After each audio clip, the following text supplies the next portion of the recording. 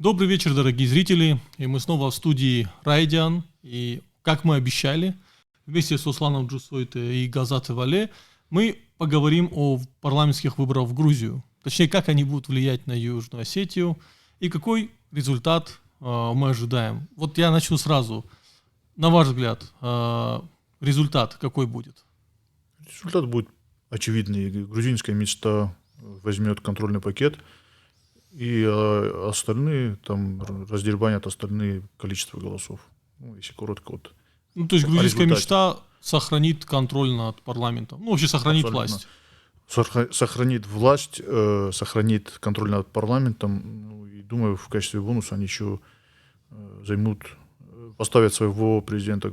Ну, я не знаю, трудно сказать. Знаешь, Олег, почему? Там впервые в истории Грузии выборы проходят по пропорциональной системе. Там мажоритариев не будет. Парламент у них состоит из 150 мест. И вопрос главный в чем? Правящая партия, и в частности, фактически правитель, хозяин даже страны Бидзина Иванишвили, он в каждом своем публичном выступлении настаивает, что для них получить большинство в парламенте мало, что им нужно именно конституционное большинство, чтобы впоследствии провести все необходимые им законы. Получат ли они конституционное большинство, вот это очень большой вопрос. И, в принципе, вот, понимаешь, в чем проблема? Я вот и, готовясь к подкасту этому, смотрел последние опросы социологические в Грузии, и там показатели сильно разнятся в зависимости от того, кто проводит этот опрос. Кстати, я еще об этом хотел сказать. Центр лояльный к власти или нет, не лояльный? Я обычно смотрел опросы центра Эдисон, но они дают грузинской мечте 34%. Допустим, опрос Имеди, по-моему, телеканал, который лоялен Иванишвили, они дают 59%. То есть там разброс очень большой.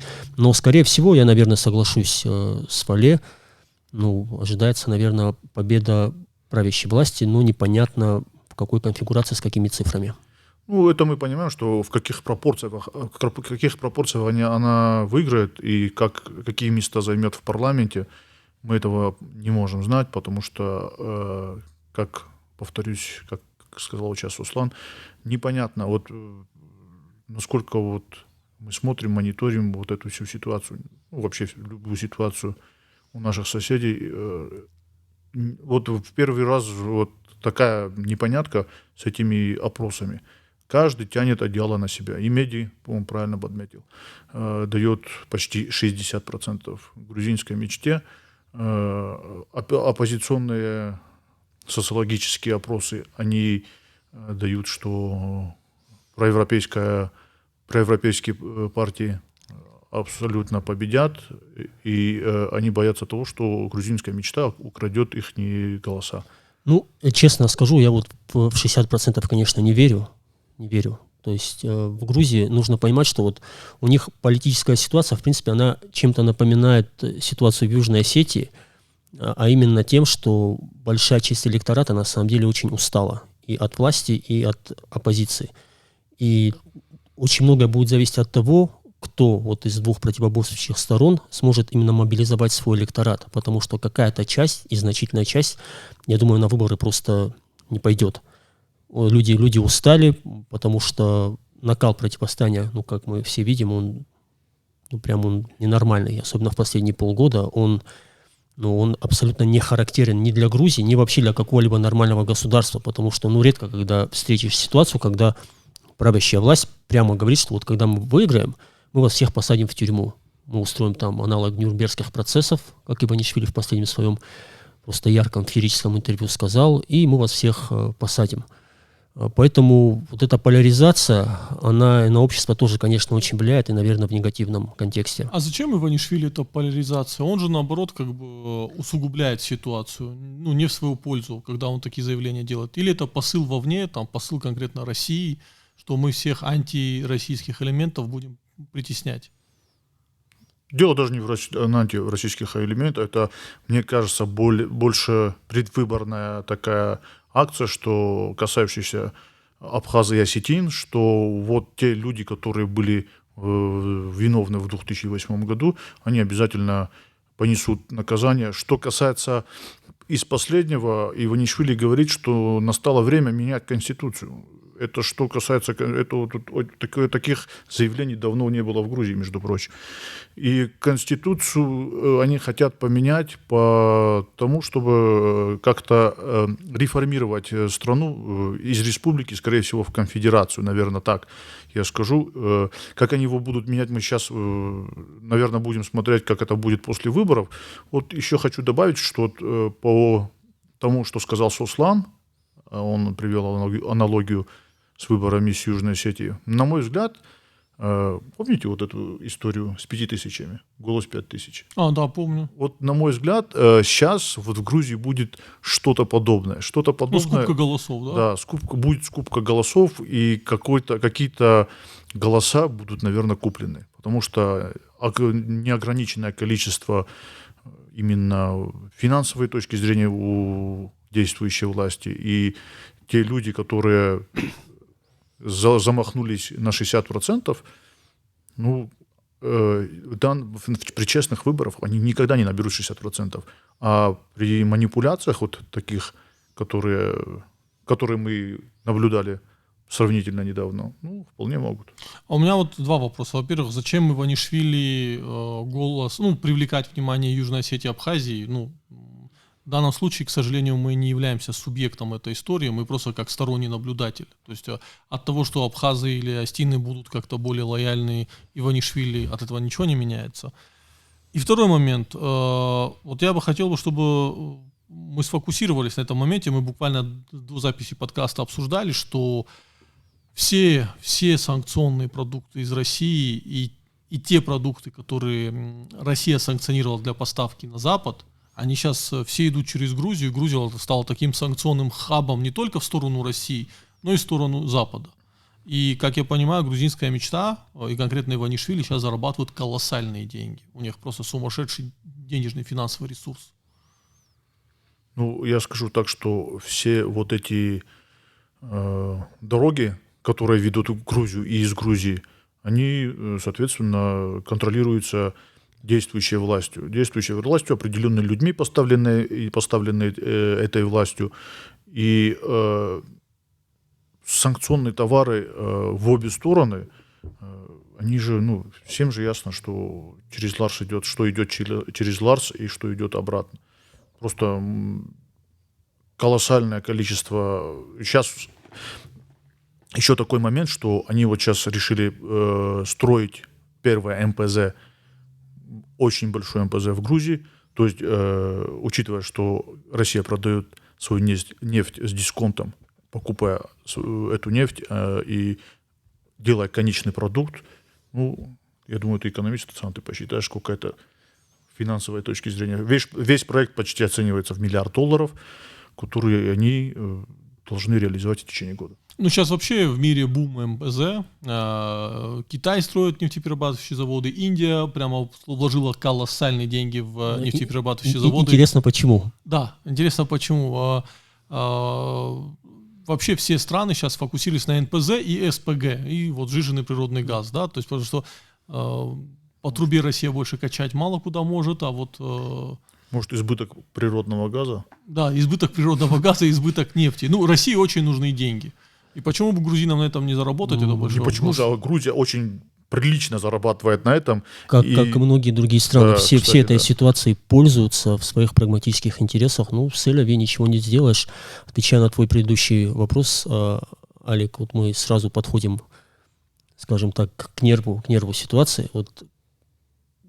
Политические пертурбации в Грузии, они в нашем информационном пространстве освещались исключительно в контексте каких-то антизападных выпадов и Иванишвили и якобы пророссийскости грузинской мечты.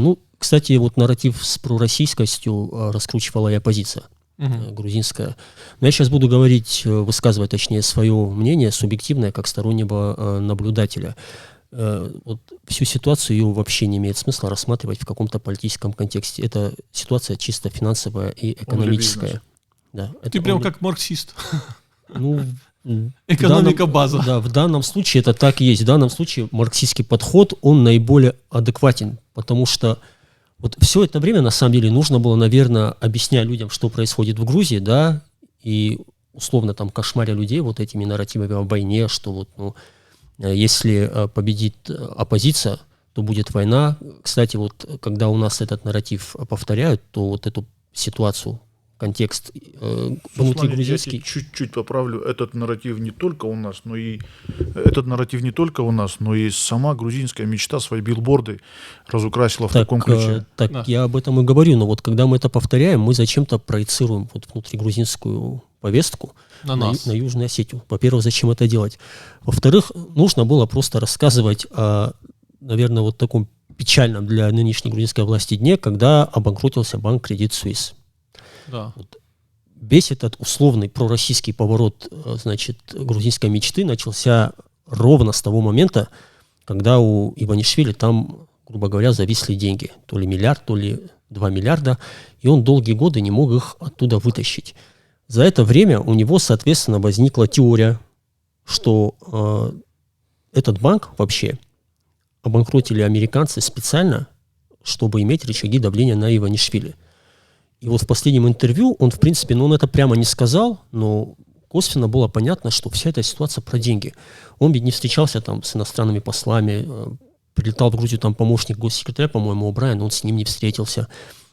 А сейчас он сказал, сейчас вот суд в Сингапуре там принял решение в мою пользу, там ему Credit Suisse обязали выплатить ему $743 миллиона оставшихся, вот, что-то они до этого выплатили. И, мол, сейчас я уже встречаться готов. Да, вот он так и сказал, что я готов встречаться, ну как я не встречусь, вот выборы пройдут, мы выиграем, все будет нормально. Я, кстати говоря, вот это интервью я и в канале у себя писал, я не знаю, вот смотрели вы его или нет. Я фрагмент смотрел, где он про войну говорил и все. Очень зря, потому что это было крайне экстравагантное интервью, и он там рассказывал какие-то странные истории, и некоторые из них были настолько странные, что я даже не смогу их повторить вот сейчас для зрителей нашего подкаста. Но вся... значит, вот эта антизападная риторика, она была связана только с тем, что деньги одного гражданина Грузии застряли в швейцарском банке, который потом обанкротился. В том же интервью он сказал, что это все, вот, то, что происходит, мы вот это все разрулим, для нас приоритет Америка. Обратите внимание, что никакого внимания это заявление почему-то вот в русскоязычном информационном пространстве, ну, кто-то что-то там пообсуждал, все обсуждали вот его слова о том, что какой-то чиновник высокопоставленный предложил грузинам 3 дня повоевать, значит, с Россией, а потом всеми 3 миллионами уйти в горы партизанить. Ну, слушай, вот это какой-то чиновник сказал, и что? Сказал. Ничего, Алик. Дело не в этом чиновнике. Дело в том, что он же взял вот это, что бывший премьер Гарибашвили, ему это говорили. После этого ихний спикер парламента говорит, что ему тоже какие-то некие европейцы... Третьи силы пришли и сказали... Некие европейцы говорили, что Арта не добивает из Цхинвала до Тбилиси, и что можно открывать второй фронт. Да, Это же вот история для бедных, я считаю. Да, ну вот в это поверить просто невозможно. То есть вот как вот можно себе представить, чтобы какой-то вот высокопоставленный чиновник европейский, да, вот он сел с премьер-министром государства и говорит ему, давайте вы 3 дня с Россией. Повоюйте, да. Да. Причем, видя, что происходит на Украине, понимая это, говорит, повоюйте 3 дня, а потом уйдите в горы партизанить, или в леса он им предлагал уйти. Мы вам отсюда будем помогать. Да. То есть вот он рассказывал такие вещи. После этого он перешел на очень грубые личные оскорбления в адрес Георгия Гахария. Кстати, вот его партия тоже им проецирует там 10-15%. Он был премьер-министром Грузии. Это я хочу подчеркнуть, что Георгий Гахария – это один из бывших сподвижников.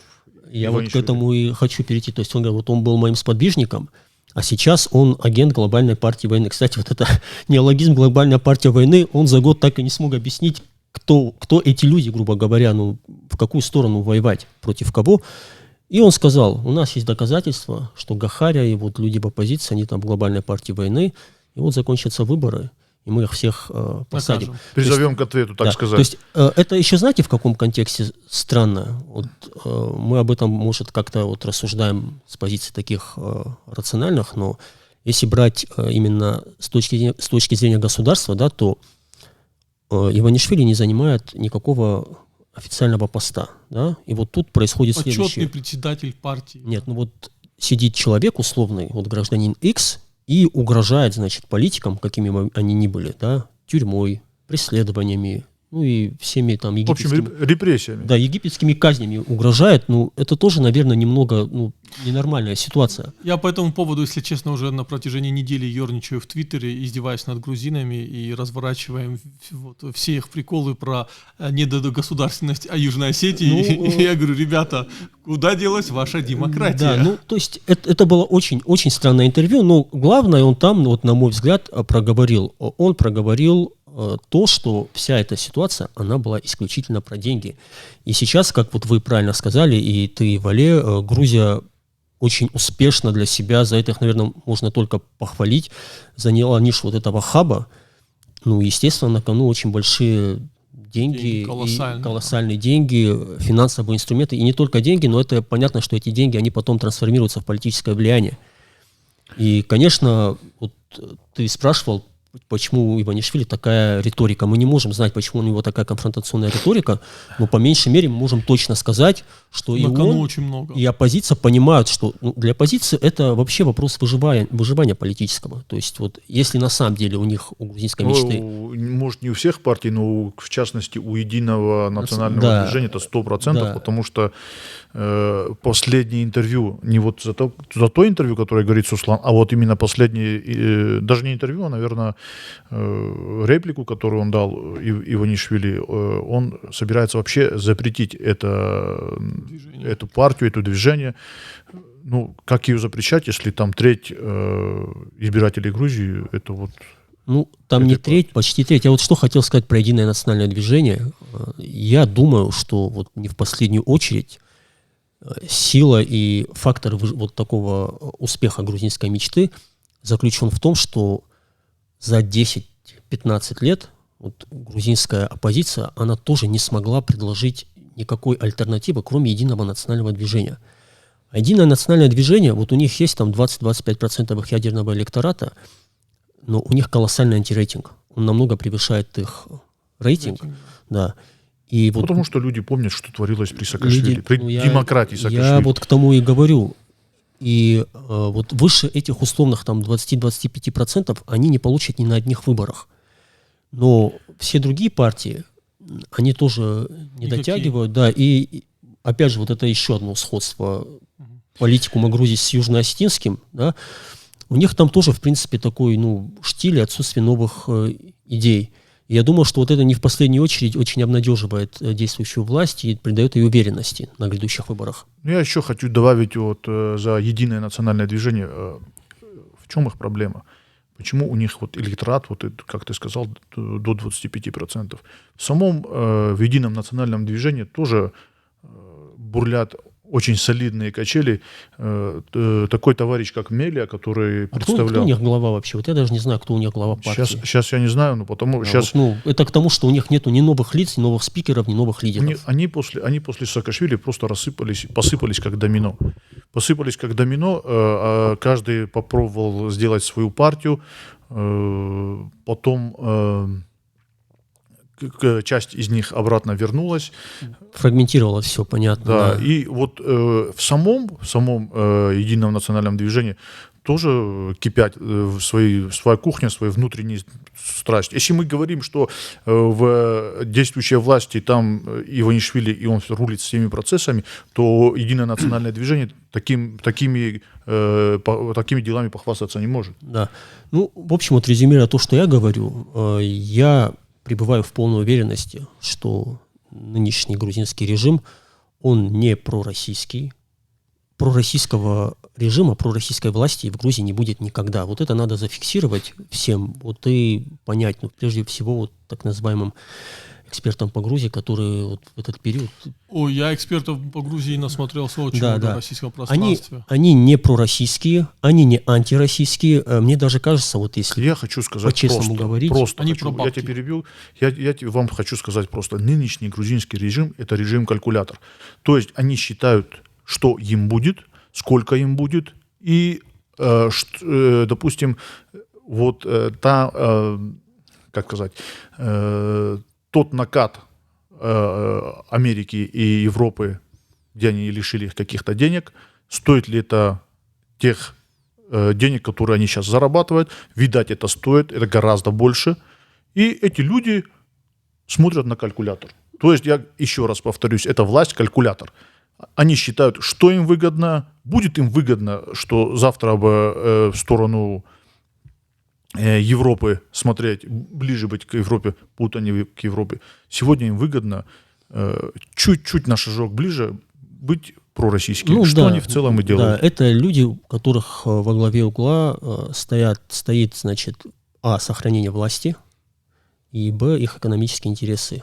Их экономические интересы и власть — это, в принципе, одно и то же. То есть, если они будут не у власти, то они свои интересы экономические уже защитить не могут. И, кстати, про Европу Вале упомянул, сказал в том самом интервью, которое меня впечатлило, впечатлило, помимо прочего, Иванишвили спросила, абсолютно лояльная журналистка, которая, понятное дело, задавала ему заранее согласованные вопросы, спросила его про вступление в Европейский Союз. То есть формально публичная грузинская мечта, она ведь от евроинтеграции не отказывается. Они, наоборот, говорят, что нет, мы обязательно вступим.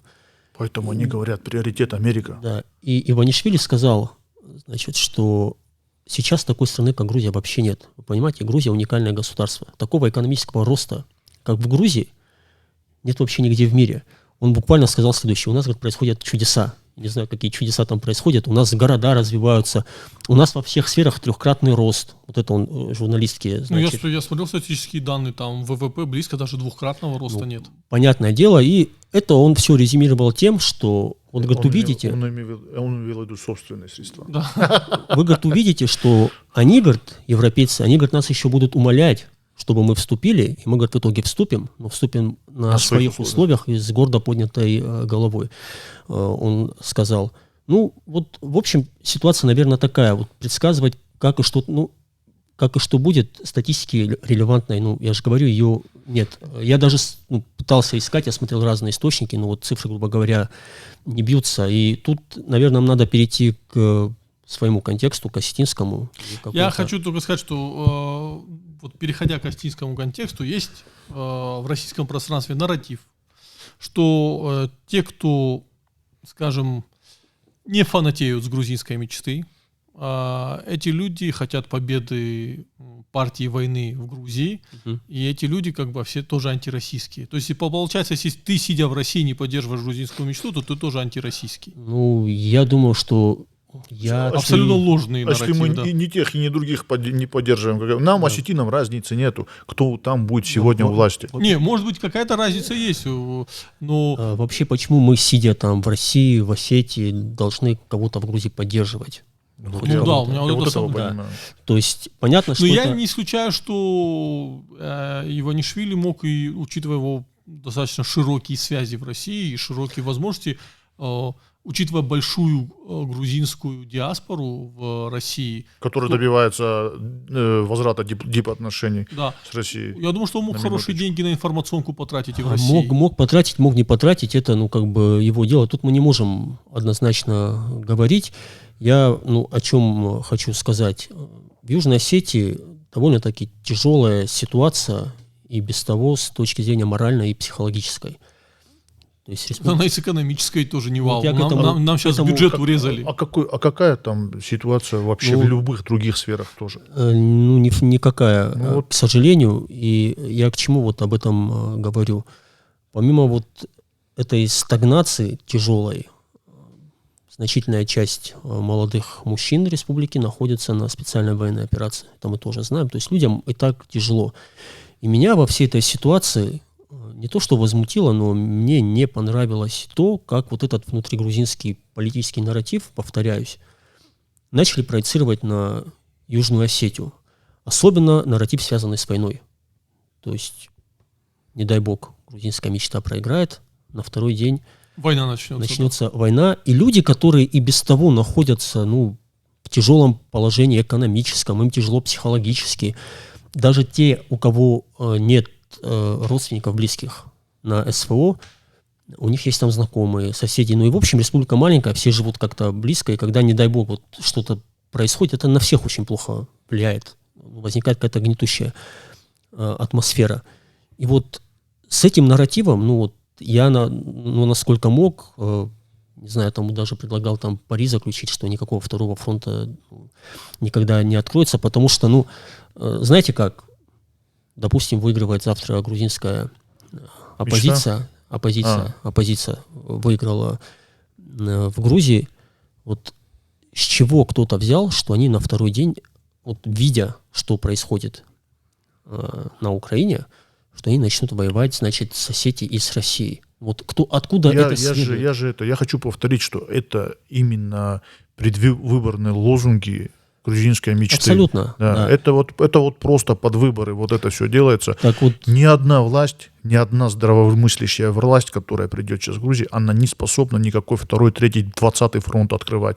Потому что это чревато их государственности вообще. Тут вопрос встает, будет ли такое государство, как Грузия, если она вдруг решит открыть второй фронт или как-то силой решить этот вопрос. Еще момент, наблюдая, как, скажем, Запад, не как ожидалось, помогает в Украине.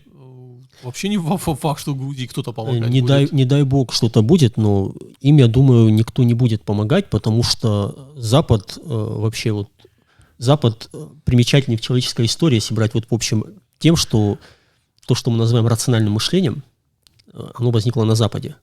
Это очень рациональные люди. Если они видят, что категории они не то, что несопоставимы, но где Грузия, где Россия, извините меня, зачем им помогать? Мы же здесь обсуждали, и вот наш товарищ Алан Мамиев, когда вот здесь с нами здесь сидел, что если протяженность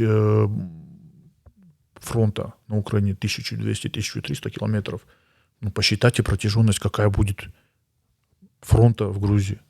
Да, там... опять же, это мы сейчас не злорадствуем, я ни в коем случае не хочу войны России. Никакого злорадства здесь нету. Здесь просто рассуждение о том, если вдруг докабы, понимаешь? Да, в отличие от больных грузинских шовинистов, я не желаю смерти ни одному грузину. Да, вопрос только в том, что вот эти лозунги грузинской мечты, они стали частью российского и осетинского информационного пространства, и в этом плане их, наверное, надо похвалить, потому что у Южной Осетии своей повестки, как известно, нет. Значит, вот эти все заявления грузинской мечты никто... Вообще не комментируются. Будто бы, знаешь, как с Москвы позвонили и сказали, так, там наши друзья будут говорить, вот вы молчите. МИД Южной Осетии одно заявление сделал, одно заявление, и то знаю. спустя 3 дня. Что вот важно проговорить там для зрителей нашего подкаста, все сразу вот уцепились за слова Иванишвили о том, что, подчеркиваю, не Грузия, не грузинское государство, не грузинское общество, а конкретно одна партия ответственна за войну против Осетии и Абхазии, что им нужно попросить извинений перед осетинами и абхазами. После этого, об этом нигде написано уже, естественно, не было, было несколько, социологических опросов в Грузии, и людей спрашивали, как вы считаете? Вот нам... Мы в Осетии публиковали. Да, там 85-90% респондентов в Грузии разных возрастных половых категорий, они с этим не согласны. Так я скажу больше. Давайте вспомним, что через 2 дня сказал спикер, если я не ошибаюсь, Папулашвили. Он сказал, что стоило бы и осетинам осознать свои ошибки, и грузинам, и осетинам. И особо-то извиняться никто и не хочет, а это просто было для красного словца сказано. Это все сугубо, все, о чем мы сейчас говорим, кроме денег, это предвыборная риторика. Я вас уверяю, что вот когда пройдут выборы, и за это забудут. Если там грузинская мечта получит то, что она хочет, потом уже не будет. Слушай, а корректно ли, на ваш взгляд, сказать, что вот то, что сейчас Россия, скажем, такие дружелюбные посылы делает в Грузию, это то просто поддержка грузинской мечты? Вербальная поддержка. Что стоит? Я думаю, что да. И понимаешь, в чем дело, Алик? Для России, конечно, грузинская мечта лучше, чем откровенно антироссийская прозападная оппозиция. Какая в этом трагедия или что в этом сложного? Давайте представим, что выиграла партия войны, так сказать. Что она сделает первым шагом? Она сразу же вступит введет санкции против России. Кому это? России это выгодно? Нет, не Я выгодно. скажу, я думаю, что будет так. Вот, допустим, грузинская мечта проиграла, и на ее место пришла оппозиция. Вот эта воинствующая оппозиция, которая якобы откроет второй фронт. Вот я уверен, они точно так же начнут зарабатывать на санкционке. Просто, может быть, их риторика будет. Одно другому не мешает. Да. Присоединившись к европейским санкциям, к американским санкциям и обходя их точно так же, точно зарабатывая, ну что это, ну почему это нельзя делать? Да, в общем, вот резюмируя, наверное, людям, нам всем нужно уметь отличать предвыборную риторику текущую от каких-то вот стратегических инициатив и вещей. Значит, то, о чем мы сейчас говорим, вот весь этот условный там пророссийский поворот грузинской мечты, это сугубо предвыборная риторика, никакого пророссийского поворота нет, и никакой пророссийской власти, я боюсь там многих огорчить, в Грузии нет и не будет. Ну, абсолютно для нас, для осетин, плюс-минус, кто там будет у власти, я еще раз повторюсь, нету никакой вообще разницы. Нет, я считаю, что грузинская мечта для нас опаснее. Ну, есть с тобой многие не согласятся по этому поводу, Олег, но я не хочу, чтобы мы на эту тему вообще рассуждали. Это уже тема другого подкаста.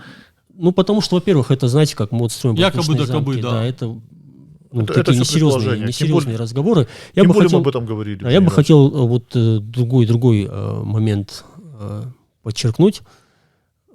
Вот продолжая тему о мотивациях нынешнего режима в Тбилиси, мне даже кажется, что тема Южной Осетии и Абхазии вот сама по себе не очень их интересует. Вот по большому счету. Это пока. Да, ну это пока, но сейчас она тоже разыгрывается сугубо в предвыборных целях. Абсолютно. И более того, ну я знаю, что, Олег, наши подкасты, твои подкасты смотрят многие пользователи из Грузии. У тебя много подписчиков из Грузии, у меня они тоже есть.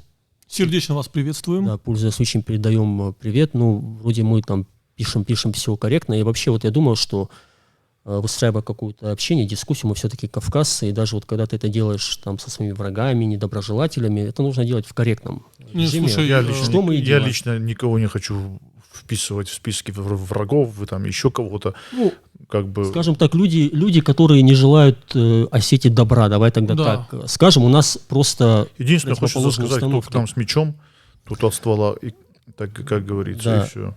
Что хочу, это вот не относится, наверное, к теме подкаста про выборы в Грузии. Я что хочу сказать и повторить, потому что я частично эту тему в одном из своих постов затрагивал. Мне кажется, что если человек является патриотом Грузии, он хочет Грузии добра, он хочет, чтобы Грузия развивалась как суверенное, подчеркиваю, как суверенное государство, и при всем этом он человек разумный, рациональный, то он неизбежно должен прийти к тому, что Грузии просто Южная Осетия и Абхазия не нужны. Мы им не нужны. То есть я понимаю эмоции. То есть Грузия пережила несколько поражений в войнах, это психологически очень трудно. И грузинские политики 30 лет, они вот этот комплекс у своего электората, спекулируют на нем. Да, они развивают. Это, знаешь, как это вот как рана, которую каждый выбор начинают расчесывать. Да. И, конечно, люди на это реагируют. Как у нас расчесывают вступление в Россию. Да, но во-первых, тут есть экономический момент. То есть Грузия, вопреки тому, что Иванишвили назвал ее страной номер 1 в мире по экономическому росту, страна не очень богатая, и, грубо говоря, вот Южная Осетия и Абхазия в совокупности, она, может и не потянуть, да? Не может, она их не потянет. Она их не потянет. И главное, это вот опять же нашим основным грузинским слушателям. Давайте скажем так, надо сначала, мы все, Грузия. А я хочу сказать, народы Абхазии и Южной Осетии давным-давно определились. Это само собой, да. Они живут в фарватере России. Что вот вы говорите, что Грузии они не нужны? Конечно, не нужны. Кому нужна вот 2 мешка обузы? Никому для Грузии да. это обуза 100%. То есть момент еще какой. Вот почему я к этой теме вернулся. В самом начале подкаста и ты, и Вале сказали, что Грузия очень успешно воспользовалась специальной военной операцией и заняла очень хорошую рыночную нишу хаба в Россию и из России. И на этом очень прилично зарабатывает. И это стало возможным благодаря как раз суверенитету Грузии. То есть Грузия исторически, она всегда была окружена более сильными государствами. Всегда. То есть в истории Грузии других периодов не было. То есть это бывал Иран, это была там Турция. Персия, там Османская империя под разными названиями. Россия, да. Даже сейчас, вот если не брать крупных игроков, ну там есть рядом Азербайджан, который, очевидно, превосходит Грузию по всем параметрам. Да? Абсолютно. То есть и грузинская стратегия выживания, она всегда основывалась на том, что Грузия играла на противоречиях между этими державами, и суверенитет Грузии, он как раз на этом и базируется, что Грузия вот балансирует между Турцией, между Россией, это региональные игроки, а глобально там между США, Евросоюз, там Китай какие-то инвестиции делает довольно-таки серьезные. Китай сейчас номер один да, по инвестициям в Грузии. Они на этом балансируют. Так вот, не дай бог теоретически, значит, если Абхазия и Южная Осетия каким-то образом начинают с Грузией кооперироваться, я имею в виду в политическом государственном плане, да, то понятное дело, что это происходит на каких-то условиях. Естественно. Да. Условиях со стороны России. Да, и, значит, вот то, о чем я говорю, вот все это балансирование, оно на этом закончится.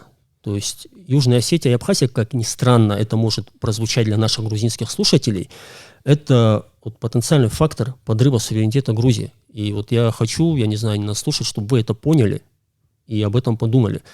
Потому что... И больше не возвращались к этому вопросу. Да, и к этому вопросу, да, желательно лучше не возвращаться. Я вот понимаю все вот эти, опять же, эмоциональные, для многих это личная история. Да. И... Ну, до воскресенья же можно? До воскресенья можно, да. То есть это вот мы потенциальный фактор подрыва суверенитета Грузии. И проблема в чем? Что суверенитет в современном мире, он обходится все дороже и дороже. То есть Грузии и другим государствам со схожими, сопоставимыми ресурсами уже сейчас очень трудно этот суверенитет поддерживать, потому что значит быть суверенным государством на фоне происходящего хаоса? Да? Раньше считалось, что по-настоящему суверенное государство – это государство, которое обладает там ядерным оружием. Да?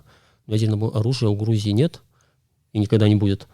Вокруг происходит, повторяю, хаос, значит, война происходит и на Ближнем Востоке, и на Украине. В целом в мире нестабильно, и поэтому мне кажется, на самом деле, что вот если смотреть на нынешнюю ситуацию в ретроспективе, если мы ее будем оценивать там через 10-15 лет, то для Грузии она будет очень такая хорошая, благоприятная, то есть они вот балансируют на противоречиях между крупными игроками, и никакой Абхазии, никакой Южной Осетии. Все, мы, значит, строим свое будущее иначе, мы его строим с Россией, и мы, главное, тут я согласен с нашим уважаемым коллегой, мы в составе грузинского государственного образования, как бы оно ни называлось, быть не хотим. Вот просто не хотим. Это воля народа Осетии, это воля народа Абхазии, и плюс это вам самим невыгодно.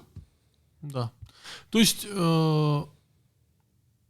мало того, что у нас есть позыв к собственному суверенитету, так еще и все обстоятельства располагают так, что никто глобально не заинтересован в том, чтобы... Ну, Россия не заинтересована, чтобы Южная Осетия выходила в состав России. Это факт. Это обозначалось уже много раз. МИД России говорил, Россия что мы видим нас Южную... признала как государство. Все. Да, все. И Грузия реально... Ну, мы в составе не нужны. Вот. Я в этом уверен. Да. Понятно, что это вслух в Грузии никто не скажет. Да, потому что как только это кто-то скажет, на этом его политическая карьера закончится. завершится. Но реальность его такова. сразу заклеймят, объявят врагом народа и так далее. Реальность такова, и я бы хотел, чтобы мы, там, используя какие-то свои ресурсы, ну, желательно, чтобы это государство делало, чтобы вот эту очень простую, нехитрую мысль мы могли доносить до широких масс грузинского населения. Да. Потому что, мне кажется, вот то, что я сказал, это внутренне и логически не противоречиво и довольно-таки просто. И повторяю, если человек разумный и патриот Грузии, то он должен со мной согласиться.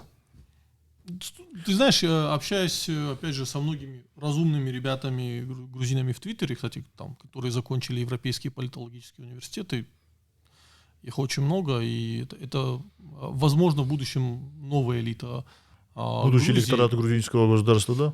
Будущие лидеры грузинского государства, вероятно, да. Конечно, они все пронизаны вот этой левой идеей антиимпериалистической, вот, которая сейчас в Европе модная, и они признают, да, что Грузия вела себя как империя в отношении Южной Осетии. И вот разговаривая с ними, часто они говорят, что присоединение то есть человек говорит, я хочу, чтобы Южная Осетия была частью вот, единого грузинского государства, но я всячески против военного присоединения, потому что, как показала практика, мы потеряли вот так Южную Осетию. На что я ему всегда отвечаю, что как только Грузия признает суверенитет Южной Осетии, Южная Осетия признает тоже Грузию, только вот в нормальных границах, начнется взаимовыгодное сотрудничество, начнутся экономические связи, начнутся поездки друг к другу, да, то есть у нас поездки и сейчас есть поездки друг к другу. Я думаю, что они в более масштабном. Слушай, если Грузия признает Южную Осетию, я с большим удовольствием поеду в Тбилиси, и я никогда не был в Тбилиси, я слышал, что это красивый город, мне было бы интересно посмотреть. Это только в случае признания. Конечно. Ты подчеркни это еще раз. Конечно, только в случае признания. Я тоже никогда не был, да. Честно, не стремлюсь. В случае, допустим, признания старых, или ты, грубо говоря, с чистого листа вы нас признаете, и мы дружим? Ты знаешь как, тут такой момент, мы можем вынести им счет за геноцид и все прочее. Вот мне вот это хочу. Я считаю, что на данном этапе с этим надо тормозить? Было бы достаточно на первом этапе, чтобы они признали нашу государственность.